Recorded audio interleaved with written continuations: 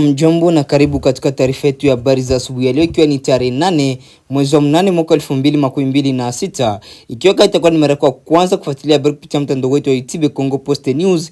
Hakikisha unajiabone na comment, vile vile unapartage ili habari endelee kuwafikia walio wengi. Wala unaweza kutuandikia kwenye namba ambayo inaendelea kwenda kwenye video, kwenye picha, na ukatupatia maoni yako aiza mapendekezo yako. Tunakaribisha katika taarifa yetu ya habari za asubuhi ya leo ili upate kujua ni kinachoendelea mashariki mwa Jamhuri ya Kidemokrasia ya Kongo, vile vile pembe zote za dunia. Mpendwa msikilizaji na mtazamaji, karibu katika taarifa yetu hii ya asubuhi. Karibu. Tuendelee na habari za vita vinavyoendelea mashariki mwa Jamhuri ya Kidemokrasia ya Kongo, ambako kamati ya kimataifa ya msalaba mwekundu ICRC imethibitisha kuwa kati ya tarehe 6 na tarehe 7 mwezi wa 8 mwaka 2026 ilisimamia uhamisho salama wa watu 15 walioachiliwa uhuru na mamlaka ya Jamhuri ya Kidemokrasia ya Kongo mjini Kinshasa na baadaye ukabidhiwa kwa muungano wa M23. Hatua hiyo imefanyika chini ya uratibu wa kubadilishana wafungwa uliokubaliwa katika mazungumzo ya amani yanayoendelea mjini Doha, Qatar. Kwa mujibu wa taarifa ya ICRC, Croix Rouge, taasisi hiyo ilitekeleza jukumu lake kama mpatanishi wa kibinadamu asiyeegemea upande wowote. Kazi yake ilikuwa kuhakikisha watu waliokuwa wanahusika wanatambuliwa, wanathibitishwa na wanahamishwa kwa usalama bila kuhusika na maamuzi ya kisiasa au kijeshi ya pande mbili zinazohasimiana. Uratibu huu unatokana na makubaliano yaliyofikiwa mwezi Septemba mwaka 2025 kupitia upatanishi wa Qatar. Makubaliano hayo yalikuwa mfumo maalum wa kubadilishana wafungwa na watu wanaoshikiliwa na pande zote kama hatua ya kujenga imani kabla ya kufikiwa kwa makubaliano ya kudumu ya kumaliza vita vinavyoendelea mashariki mwa Jamhuri ya Kidemokrasia ya Kongo. Kwa mujibu wa ICRC au Croix Rouge, kukabidhiwa kwa watu au 15 ni sehemu ya hatua za kujenga uaminifu kati ya serikali ya Kinshasa na M23. Wapatanishi wanaamini kuwa hatua kama hizi zinaweza kupunguza mvutano na kusaidia kuendeleza mazungumzo ya kisiasa yanayolenga kurejesha amani ya kudumu katika eneo hilo. Hata hivyo, ICRC au Croix Rouge haikutoa taarifa kuhusu utambulisho wa watu au 15 wala sababu zilizosababisha kuachiliwa kwao. Shirika hilo limesisitiza kuwa kwa kuzingatia kanuni zake za kutokuwa na upendeleo na kulinda faragha za wahusika, aliwezi kutoa maelezo zaidi kuhusu operation hiyo. Si mara ya kwanza kwa ICRC au Croix Rouge kushiriki katika shughuli za aina hii. Kati ya Aprili na Mei mwaka 2025, shirika hilo lilisimamia pia uhamisho wa zaidi ya wanajeshi na polisi 1300 wa Kongo waliokuwa wamevuliwa silaha pamoja na familia zao kutoka Goma kwenda Kinshasa. Hatua iliyodhihirisha nafasi yake kama mpatanishi wa kibinadamu katika mzozo huu. Operation hii imefanyika wakati mazungumzo ya Doha bado yanaendelea kujadili masuala muhimu, ikiwemo utekelezaji wa hatua za kujenga imani, kuheshimu usitishaji wa mapigano na kutafuta suluhisho la kisiasa litakalomaliza vita vya muda mrefu vinavyolikabili mashariki mwa Jamhuri ya Kidemokrasia ya Kongo. Kwa sasa wadau wa amani wanaendelea kufuatilia maendeleo ya mazungumzo hayo, wakiamini kuwa utekelezaji wa makubaliano kama haya yanaweza kuwa msingi wa kuimarisha uaminifu kati ya pande zinazohasimiana na kufungua njia kuelekea amani ya kudumu. Hiyo ndio ilikuwa ripoti ya habari kuhusu hatua ya ICRC au Croix Rouge kusimamia uhamisho wa watu 15 walioachiliwa uhuru katika mchakato wa amani wa Doha. Tuendelee na habari zinavyoendelea nchini DRC. Serikali ya Jamhuri ya Kidemokrasia ya Kongo inaendelea kusisitiza kuwa pamoja na changamoto zinazoendelea katika mashariki mwa nchi, jeshi la taifa FARDC bado lina dhamira ya kulinda mipaka na kuzuia kusonga mbele kwa makundi ya waasi yanayoungwa mkono na Rwanda, kwa mujibu wa msimamo wa serikali ya Kinshasa. Katika tathmini yake kuhusu hali ya usalama, mtaalamu wa masuala ya usalama wa ukanda wa maziwa makuu na mtimu wa chuo cha mafunzo cha juu cha ulinzi na usalama, amesema kuwa muungano wa waasi wa Twirwaneho Red Tabara na M23 unajaribu kutumia mbinu ya kivita vya kisaikolojia ili kuadhiri morali ya wanajeshi wa FARDC.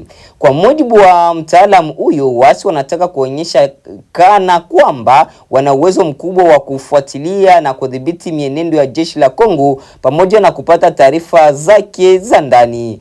Lengo la mbinu hiyo, amesema, ni kuwafanya wanajeshi wananchi kupoteza imani katika uwezo wa jeshi lao. Hata hivyo, amekiri kuwa bado kuna uwezekano wa kuwepo kwa baadhi ya watu wanaoweza kuvunja taarifa zinazohatarisha ulinzi wa taifa, lakini amesitiza kuwa hali hiyo haiwezi kufuta dhamira, uzalendo na kujitolea kwa wanajeshi wa FARDC ambao kwa mujibu wake wanaendelea kupambana usiku na mchana ili kuzuia kile kinachoelezwa kuwa ni uchokozi wa Rwanda. Mtaalamu huyo ameongeza kuwa pamoja na juhudi za jeshi la FARDC linaendelea kupata uungwaji mkono kutoka kwa wananchi wa Jamhuri ya Kidemokrasia ya Kongo, anaamini kuwa ingawa baadhi ya mapambano yanaweza kupotezwa kutokana na mazingira ya vita, ushindi wa mwisho utategemea uwezo wa jeshi na mshikamano wa wananchi. Kauli hiyo inakuja wakati vita kati ya FARDC na muungano wa M23 Twirwaneho Red Tabara vinaendelea kushuhudia mapigano katika maeneo mbalimbali ya mashariki mwa Jamhuri ya Kidemokrasia ya Kongo, huku kila upande ukiendelea kutumia taarifa na matamko kama sehemu ya mkakati wa kuongeza ushawishi na kuimarisha morali ya wapiganaji wake. Kwa upande wa wachambuzi wa masuala ya usalama, wanasisitiza kuwa katika mazingira ya vita, taarifa zinazosambazwa na pande zinazoasimiana zinapaswa kuchunguzwa kwa makini, kwani mara nyingi hutumiwa kama silaha kisaikolojia pamoja na mapigano ya moja kwa moja. Huo ndio ulikuwa mtasari wa taarifa hii. Mapambano yanaendelea huku kila upande ukijaribu kuimarisha nafasi yake kijeshi, kisaikolojia. Wananchi wanashauriwa kufuatilia taarifa kutoka vyanzo vya kuaminika na kusubiri uthibitisho na madai yanayotolewa na pande zote zinazohusika. Tuongelee kidogo habari inayohusu safari ya kijana mwanamichezo Miguel Saisai aliyesafiri kwa baskeli kutoka Goma hadi mjini Kinshasa kwa muda wa siku 66 ili kuwakilisha ujumbe wa amani kwa Rais wa Jamhuri ya Kidemokrasia ya Kongo Felix Antoine Tshisekedi. Ingawa tukio hili si la kijeshi, lina uzito mkubwa kisiasa, kijamii na kihisia. Miguel Saisai akufanya safari hiyo kwa ajili ya mashindano ya michezo, bali aligeuza kuwa kampeni ya kuhamasisha amani. Kusafiri kwa siku 66 kwa basikeli kutoka mjini Goma hadi mjini Kinshasa ni ishara ya uvumilivu na dhamira kufikisha ujumbe wa wananchi wa mashariki mwa Jamhuri ya Kidemokrasia ya Kongo. Kauli yake kwamba wananchi wa Goma wanahitaji amani pekee inaonyesha kuwa kwa sehemu kubwa ya wananchi swala la msingi si tena mijadala ya kisiasa, bali kumaliza vita vinavyoathiri maisha yao ya kila siku katika eneo la mashariki mwa Jamhuri ya Kidemokrasia ya Kongo. Miguel amesema wananchi wa mashariki wanampenda sana na kujivunia Rais wa Jamhuri ya Kidemokrasia ya Kongo Felix Antoine Tshisekedi, lakini wakamtuma amwambie kuwa wanahitaji amani. Kauli hii ni ishara ya kuendelea kuwa na matumaini kwamba serikali kuu inaweza kupata suluhisho la mgogoro. Pia ni kumbusho kwa viongozi kwamba wananchi wanapima mafanikio ya serikali kwa uwezo wake wa kurejesha usalama na amani. Kwa maneno mengine, ujumbe huo unaweka kipaumbele kwa swala la usalama kuliko mijadala mingine kisiasa. Goma ni miongoni mwa maeneo yaliyoathiriwa zaidi na mzozo wa mashariki mwa Jamhuri ya Kidemokrasia ya Kongo kwa miaka mingi sasa. Wakazi wake wanakabiliwa na mapigano mara kwa mara, kuhama kwa wananchi, changamoto za kiuchumi na hofu ya usalama. Ndiyo maana kauli ya Miguel ina uzito wa kipekee, inayolenga kuwakilisha hisia za watu wanaoishi katika mazingira ya migogoro. Miguel ametumia michezo kama njia ya kutetea amani. Hii inaonyesha kwamba vijana wanaweza kushiriki katika mijadala ya kitaifa kupitia mbinu zisizo na vurugu. Hatua yake inaweza kuhamasisha vijana wengine kushiriki katika juhudi za amani, kuvutia umakini wa viongozi na jamii kuhusu mateso ya wananchi na kuonyesha kuwa michezo inaweza kuwa daraja la kuunganisha jamii. Ingawa ujumbe wake haukuwa wa kisiasa moja kwa moja, lakini una athari za kisiasa kwa sababu unamkumbusha rais wa nchi kuwa wananchi wanatarajia hatua zinazoonekana katika kurejesha kurejesha amani, juhudi za kijeshi, kidiplomasia na mazungumzo zitapimwa kwa matokeo yake kwa wananchi. Uhalali wa sera nyingi za serikali katika mashariki mwa nchi unahusishwa na uwezo wa kurejesha usalama. Licha ya ujumbe huu wenye matumaini, kurejesha amani si jambo rahisi kutokana na sababu kadhaa. Uwepo makundi mengi yenye silaha katika mashariki mwa Jamhuri ya Kidemokrasia ya Kongo, migogoro ya muda mrefu kuhusu usalama na utawala, athari za kibinadamu kama wakimbizi wa ndani na uharibifu wa uchumi, na juhudi za kisiasa na kidiplomasia ambazo bado zinakabiliwa na changamoto. Kwa hiyo ombi la Miguel linaakisi matarajio ya wananchi, lakini utekelezaji wake unahitaji juhudi za pande zote mbili. Habari hii si simulizi ya safari ya baisikeli pekee, bali ni ishara ya sauti ya wananchi wa mashariki mwa Jamhuri ya Kidemokrasia ya Kongo wanaotamani mwisho wa vita. Miguel Saisai ametumia safari yake kama njia ya kuwasilisha ujumbe kwamba amani ndiyo hitaji lao kuu.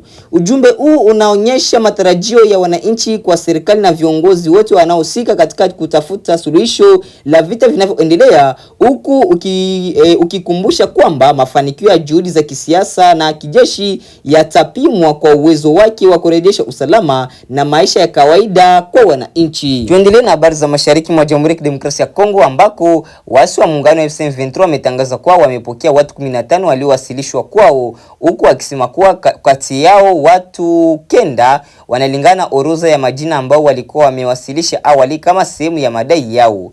Kwa mujibu wa taarifa iliyotolewa na waasi au watu wengine 6 hawakuwa kwenye orodha yao ya awali. Hata hivyo, wameeleza kuwa waliwapokea pia kuwa ni raia wa Jamhuri ya Kidemokrasia ya Kongo licha kutokuwa sehemu ya waliokuwa wamewataka. Waasi hao wameongeza kuwa watu wote 15 wamewekwa kwenye eneo la uangalizi maalum wa afya maarufu kama karantini kutokana na kutoka katika eneo la Beni ambalo kwa sasa linakabiliwa na mlipuko wa ugonjwa wa Ebola. Hatua hiyo, kwa mujibu wa taarifa yao, imelenga kuzuia uwezekano wa kusambaa kwa maambukizi kabla ya kufanyiwa uchunguzi wa kitabibu. Taarifa hiyo inakuja wakati mamlaka za afya nchini DRC zinaendelea kuchukua tahadhari dhidi ya mlipuko wa Ebola katika baadhi ya maeneo ya mashariki mwa Jamhuri ya Kidemokrasia ya Kongo. Ugonjwa huo ni hatari na unaenea kwa haraka endapo hatua za kinga zitazingatiwa kwa haraka. Hadi sasa serikali ya DRC haijatoa maelezo ya kina kuhusu utambulisho wa watu 15 wala haijathibitisha madai yaliyotolewa na waasi wa M23 kuhusu orodha yao ya waliokuwa wakidai. Vilevile haijafahamika ikiwa kutengwa kwa watu au kutasimamiwa na wahudumu wa afya walioidhinishwa au ni hatua iliyochukuliwa na waasi wenyewe. Kwa ujumla, tukio hili linaonyesha jinsi masuala ya usalama na afya ya umma inavyoendelea kukutana katika maeneo ya mashariki mwa Jamhuri ya Kidemokrasia ya Kongo. Wakati juhudi za kutafuta suluhisho la mgogoro zinaendelea, changamoto za magonjwa ya mlipuko kama Ebola zinaendelea kuongeza ugumu wa hali ya kibinadamu katika eneo hilo. Hiyo ilikuwa ni ripoti kuhusu watu 15 waliopokelewa na waasi wa M23 na kuwekwa karantini kwa tahadhari ya ugonjwa wa Ebola baada ya kutoka katika eneo la Beni. Baada ya kusikiliza matangazo yetu ya habari kutoka sehemu mbalimbali, mpendwa wa msikilizaji na mtazamaji, basi acha nikuunge moja kwa moja na habari za kimataifa ili upate kujua nini kinachoendelea pembe zote za dunia. Karibu. Tulionayo kwenye uchambuzi na jioni hii utasikia kwa kina kuhusu makubaliano ya kiulinzi kati ya mataifa matatu ya Uturuki, Saudi Arabia na Pakistan. Na waziri wa mambo ya ndani nchini Tanzania Patrobas Katambi amezungumza na DW Kiswahili na kufafanua pamoja na masuala mengine ni lile lililozua mjadala kuhusu kesi za kigaidi.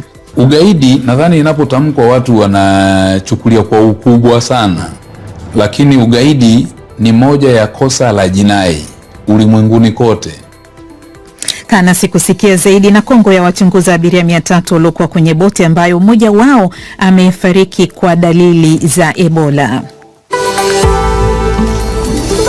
Karibu sasa kwenye uchambuzi, na moja kwa moja tunaanza na ripoti inayosema Saudi Arabia, Uturuki na Pakistan zimesaini Ijumaa mkataba wa pamoja wa ulinzi, wakati mvutano wa kijeshi katika eneo la Mashariki ya Kati ukiongezeka kutokana na mashambulizi ya Wahuthi na vita vya Marekani na Israel dhidi ya Iran.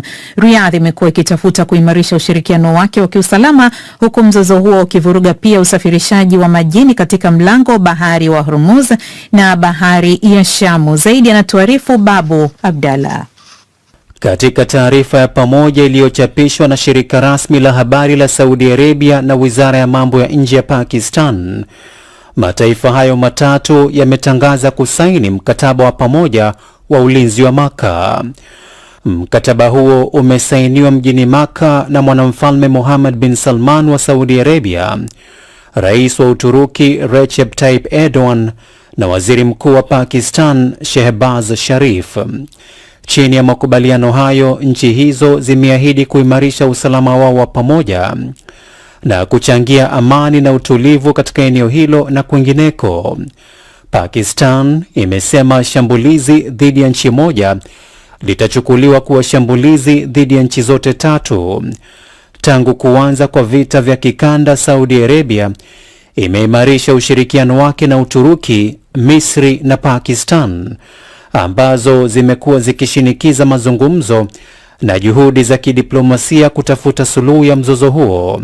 Uturuki ina jeshi la pili kwa ukubwa ndani ya NATO, huku Pakistan ikiwa taifa pekee la Kiislamu lenye silaha za nyuklia na uhusiano wa muda mrefu wa kijeshi na Saudi Arabia. Mkataba huo pia unakuja wakati Riyadh ikikabiliwa na vitisho dhidi ya miundombinu yake muhimu na kujaribu kupanua ushirikiano wake wa kiulinzi.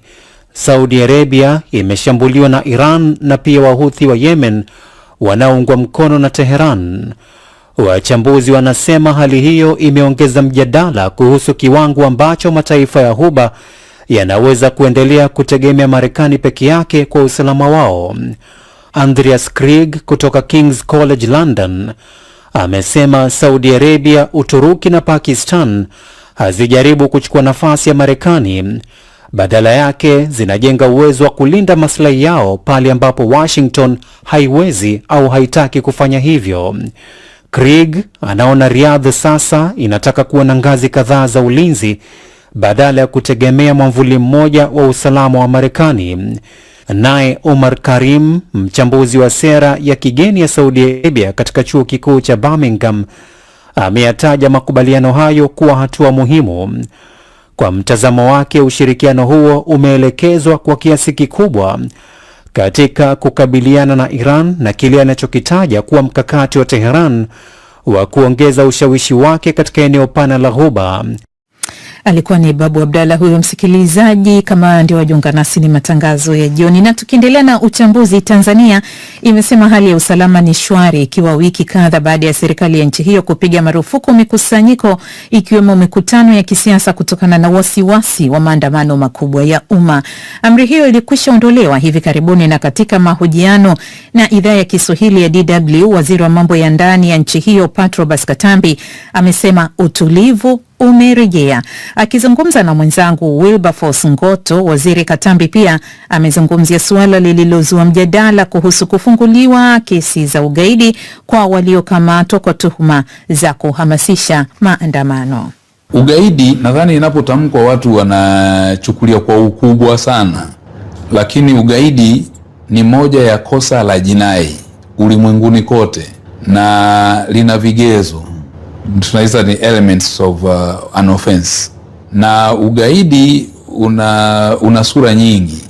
Kwa hiki ndicho ambacho Watanzania wajua. Wakati mwingine nimesikiliza mijadala kwenye vyombo vya habari, kwenye magazeti, watu wanachambua. Nadhani jambo la kukuwa na maarifa mafupi au ufinyu wa kuelewa jambo.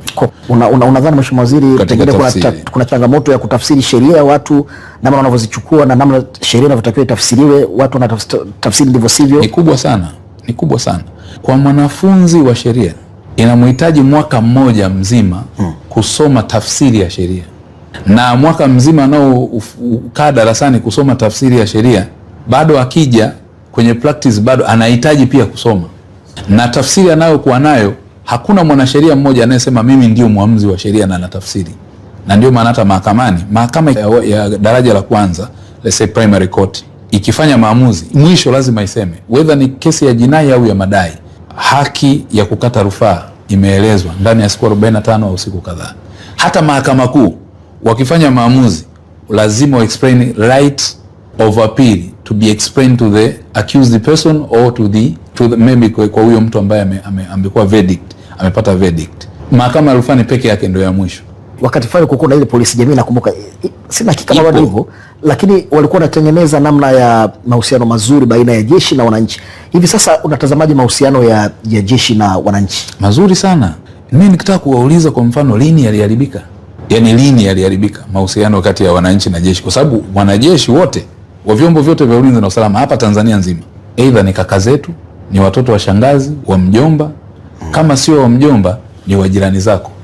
Kwani polisi hao wanatoka dunia ya tatu? Wanajeshi wanatoka dunia ya tatu? Vyote vyombo vya ulinzi na usalama ni wanatokana na sisi. Si wanatokana na jamii. Ndio tulikuwa tunasali nao kanisani au tunaenda nao madrasa. Au sio? Au Sunday school au tumesoma nao shuleni. Ni sehemu ya jamii. Na kama ni sehemu ya jamii, tafsiri yake ni kwamba ni ndugu zetu.